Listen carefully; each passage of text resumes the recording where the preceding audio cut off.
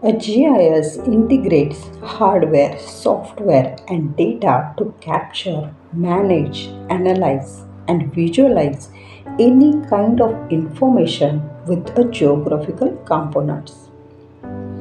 In the other hand, we can say that GIS is a art and science of data capturing, storing, managing, analyze, and visualize the geographical data.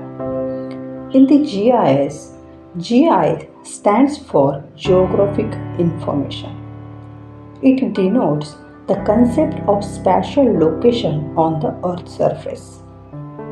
It is importance of relative location, not just where you are, but where you are in the relation of everything else.